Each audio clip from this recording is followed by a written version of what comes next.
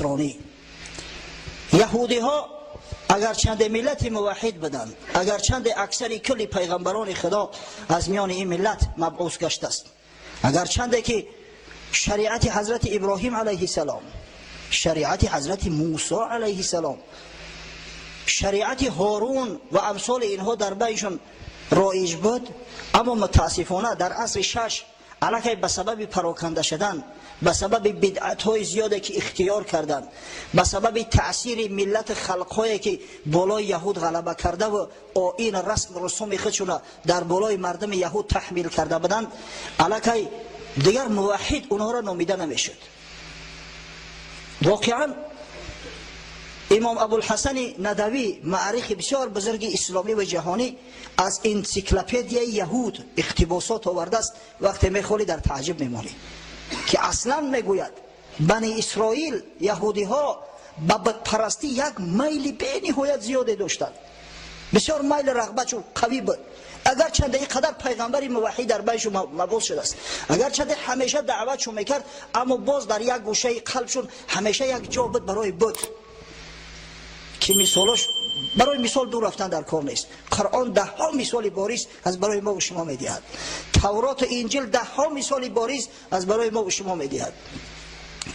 حتی در زمان موسی علیه السلام پیامبر اولوالعزم، یکی از 5 پیامبران بزرگترین خدا که در روی زمین مبعوث گشته‌اند، پیغمبری که معجزه‌هاش همراهش بدن، عصای حضرت موسی و ید بیضا همیشه همراهش بدن، معجزه‌هایی که تمام بنی اسرائیل در زمان حیات بدن موسی علیه السلام اونها را دید، پیغمبری که نجات شد بنی اسرائیل از ظلم فرعون، از قتل و خونریزی هایی که فرعون و فرعونی ها نسبت این قوم دایر می ساختند. اما ببینه که در یک مدتی که حضرت موسی علیه السلام با درخواست طلب بنی اسرائیل به که تو رفته بود از برای آوردن لوحا، تاز یک بار دیگه با اثبات شو کنه که اوکی من پیغمبر خدا هستم، این دین خدا هست، گوساله پرست شدن. سامری یک گوساله را از طلا درست کرد، با لعل زبرجد زینتش داد و مردم بنی اسرائیل در رأس همین گوساله سجده میکردند، گوساله پرست شدند. حضرت مولوی روم میفرماید گفت موسی با یک مرد کمال که بدندیش از تعصب و زلال 100 گمان بود در پیغمبریم، با چنین اوصاف این خلقی کریم. موسی میگه با یک نفر از همون بنی اسرائیل که از راهباشو بود مراجعت کرد که روی تو در قبر، گفت ملعون، من پیغمبر خدا، یک پیغمبر نازنین، 100 شک شبهه نسبت من در دل داشتی و داری، با وجود آن که اینقدر اخلاق حمیده دارم، با وجود آن که معجزه های ابد زنده دارم، با وجود آن که دیدی که معجزه من عصای من چه نوع سحر ساحرای فرعون فرو برد، اما در دل تو تا حال شک شبهه هست. 100,000 معجزه دیدی زی من، 100 گمانت میفزود شک زن. گرد از دریا برآوردم نهان، تا رهیدت از شر فرعونیان. صدها معجزه برای به چشم سر دیدید. گرد از دریا برآوردن یعنی همه چنگ خاک زیر بحر بالا کردن.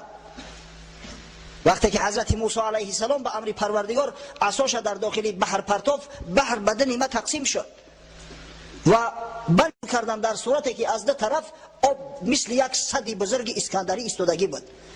حتی گرد و غبار یعنی همه قم زیر دریا، زیر بحر چنگ و غبارش برخاست.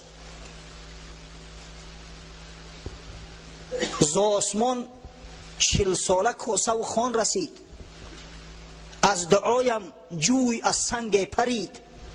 روی شما در گور گفت مدت 40 سال به دعای من و به التجای من پروردگار به یگان مشقت رنج از آسمان نعمتاش برای شما میفرستاد، در جان تو راحت کرده، به یگان کار میخورده. از دعای من از سنگ جو پرید.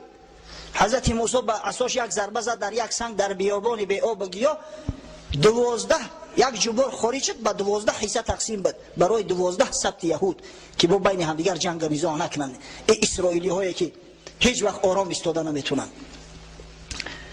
بانگ زد گوساله از جادویی، سجده کردی که خدای من تی. آخه روی شما درگور گفت که همین قدر معجزه‌های مرا دیده، تا به حال شک شبهه در من داره و در پیغمبری داره. یک گوساله بیجان یک بار همون صدای با استش برآمد در پیشش سر مانده و سجده کرده که خدای ما هستی. چه نبودی بدگمان در حق او، چه نهادی سر چنین ای زیشت خو؟ آتا چرا در این شک شبهه نکردی؟ چرا نگفتی که یک تحقیقش کنم؟ یک گوساله خالیه که عقل نداره، فراست نداره، چه خیلی صدا میبره، جان نداره. سامری خود کی باشد در جهان که خدای برتراشد ای سگان؟ خودش سامری سگی کی است که او خدا میتراشید است؟ این خدا برای شما را بازی ششید است که یک آدمی ابله میگرفته است از پیش خود میتراشید استش. پیش گاو سجده کردی از خری، گشت عقلت صید سحری سامری.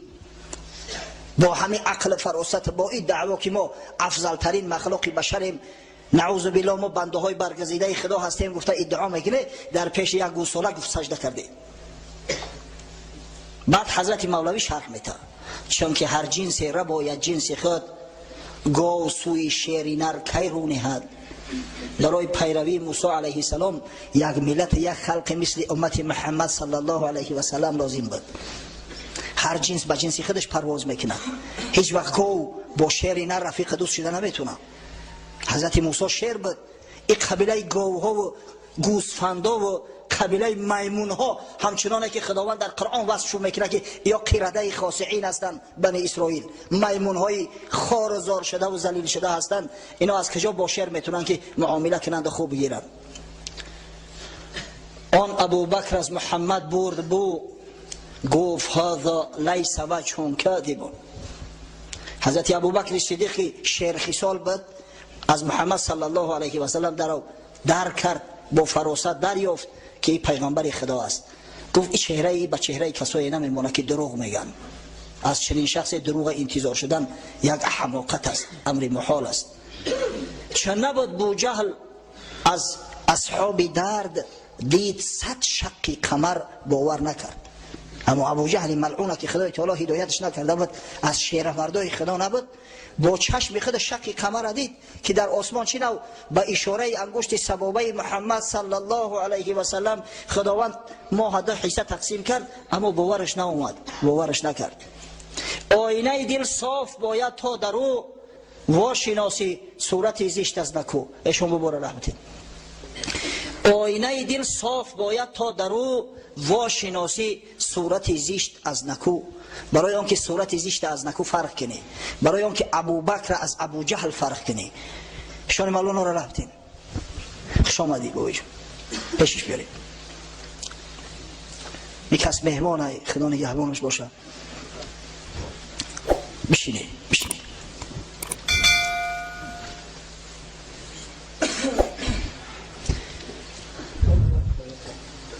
پس مردم یهود که یک وقت موحد بدن، مردم دیگر را تعلیم توحید میدادن، در اصل 6 الکی تمایل بت پرستی، تمایل فرعون پرستی در وجود چو پیدا شد.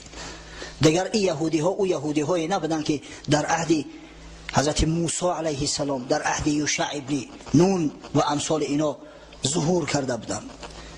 یعنی که دیگه اینا را اهل کتاب گفتن، اهل کتاب بدن، اما میگیم که مشرکای اهل کتاب هستند، کفار اهل کتاب هستند که بعداً عقیده خود گم کردن.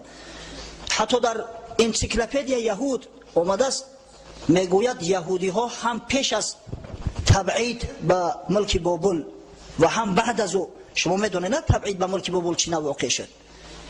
بعد از پیغمبرها، بعد از پیغمبرکشی این بدبختا به غضب خدا گرفتار شدند و بخت نصر پادشاه بابل بیت المقدس ضبط کرد، مسجد حضرت سلیمان به خاک یکسان کرد، در بیت المقدس در شهر پیغمبرها جو کورید. مردم یهود اکثر کرش از دم شمشیر گذراند. او کسایی را که زنده مونده بودند، خاصتا زن و کودکا را به غلامی فروختند و بیت المقدس را دیگه خالی کردند، نگذاشتن کسی در اوج زندگی کند. همین از تبعید یهود میگویند، هم پیش از تبعید یهود و هم بعد از تبعیدشون، یعنی بعد بازگشت کردنشون از بیت المقدس. بعداً وقتی که کوروش شاه فارس بابل ضبط کرده گرفت و این مردم بنی اسرائیل که بسیار زیرک بلا هستند، یکی از زیباترین دختران خود برای کوروش هدیه کردند. کوروش بزنیش گرفت، بسیار زیبا صورت بود و توسط پند نصیحت های او، توسط گفتن های همو زن به بنی اسرائیل ترحم کرد، آزادشان کرد، امر کرد که با بیت المقدس برگردند بیاین. این در عصرهای 5 قبل از میلاد بود، عصر 5 قبل از میلاد. حتی بعد همو آمدنشون هم میگن نشانه های بتپرستی و تمایل به بتگرایی بنی اسرائیل در کتابهاش و خاصتا در کتاب تلمود موجود است. این همی بود احوال بنی اسرائیل، یهودی هایی که دعوا میکردن که ما اهل توحید هستیم، ما موحد هستیم.